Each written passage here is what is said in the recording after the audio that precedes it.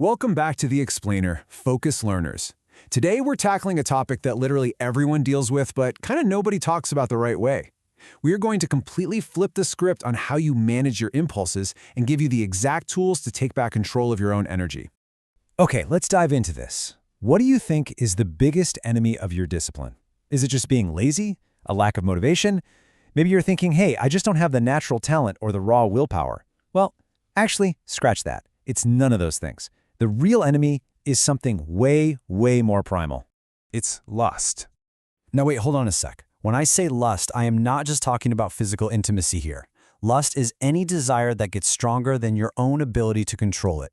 We're talking about that desperate craving to scroll social media, endlessly checking your phone every 2 minutes, inhaling junk food, chasing external validation, money, pornography, or just really cheap instant pleasure.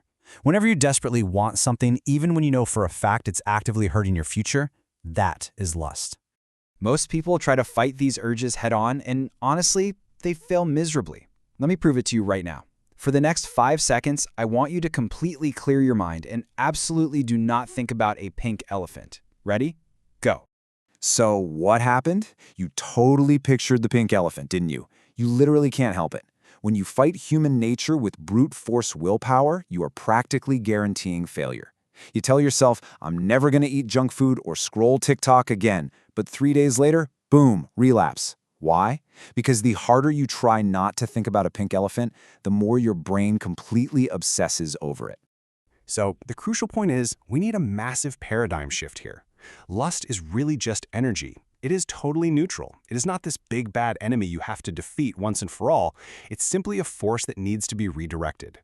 And this brilliantly illustrates the idea. Think of your desires exactly like a river. An unguided river, it's pure chaos. It has no direction, it floods, and it literally destroys everything in its path.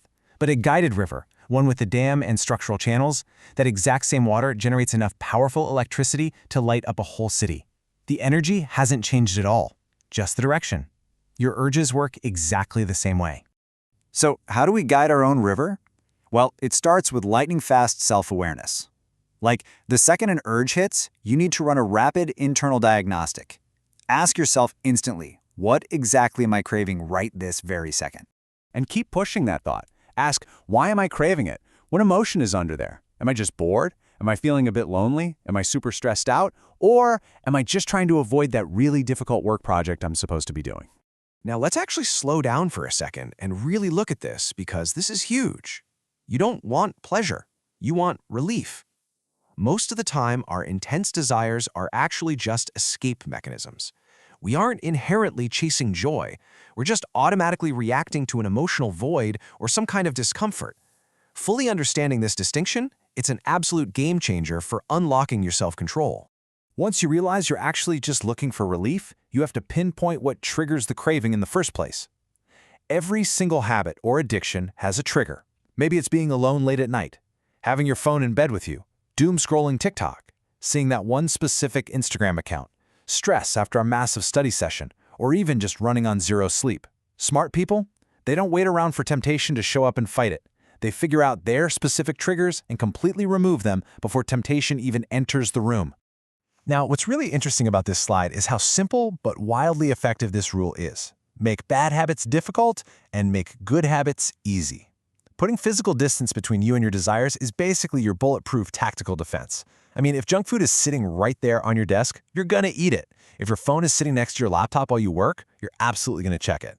So let's get highly actionable here to make sure temptation isn't constantly within arm's reach. Step 1, delete the harmful apps. Just get rid of them. Step 2, set up browser extensions to block distracting websites. Step 3, literally put your phone in another room while you're working. Look, willpower runs out. It's a limited resource. But controlling your physical environment, that is a permanent fix. But here is where so many people trip up. Nature absolutely hates a vacuum. If you simply rip out a bad habit, like say you stop scrolling on your phone for an hour every night, you've just created this huge empty space in your routine. An empty space practically guarantees a relapse. You absolutely have to replace the habit to fill that space with a productive new reward. Otherwise, I promise you, the old urge will sneak right back in to fill the void. Let's look at how to practically transform that energy using a replace, don't remove framework. Check these out. Instead of scrolling mindlessly, pick up a book and read a few pages. Instead of watching harmful content, drop down and do some push-ups.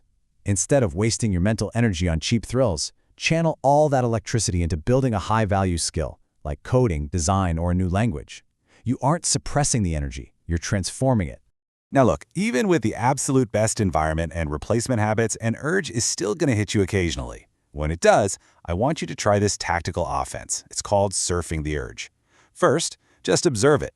Don't panic, and definitely don't immediately react. Second, take a nice deep breath. And third, just wait 10 minutes. Go for a quick walk, drink a glass of water. Just pause. Because an urge is exactly like a wave in the ocean. It rises, it hits this crazy peak of intensity, and then, naturally, it just falls. If you can literally just ride out those 10 minutes, you're going to be amazed to find that the urge starts totally losing its power. And it doesn't fade because you fought it like a gladiator, it fades simply because you chose not to feed it. Let's move to and see how this builds into your overall lifestyle. Notice the people who tend to struggle way less with lust and cheap desires? It's the person training for a championship. It's someone building a startup. It's someone chasing a massive dream. When you give your mind a huge, compelling mission, it gets so obsessed with building your future that it literally stops searching for easy, cheap pleasure to pass the time. An empty mind hunts for cheap thrills. A driven mind? It simply doesn't have the time. I do want to take a quick, serious moment here, though. Sometimes the problem goes a bit deeper. If your urges have morphed into an addiction that is actively damaging your daily life, your studies, your mental health, or your relationships, please know that reaching out to a trusted friend, a mentor, or a mental health professional is literally the smartest move you can make. Seeking help is not a failure. It's taking true responsibility for your life. To wrap up our whole strategy today, I want you to burn this quote into your memory. Willpower is overrated. Environment is stronger. Seriously, don't try to punch a fire. You're only going to get burned. Instead, recognize your triggers, create that physical distance, practice surfing the urge, and redirect all that raw electricity toward building an incredible life. Because at the end of the day, that raw energy inside you, it isn't going anywhere. The only question is, are you going to let your energy destroy your future, or are you going to use it to build it? That choice is entirely yours. Thanks for joining me on this explainer. Focused learners, stay disciplined, and I'll catch you in the next one.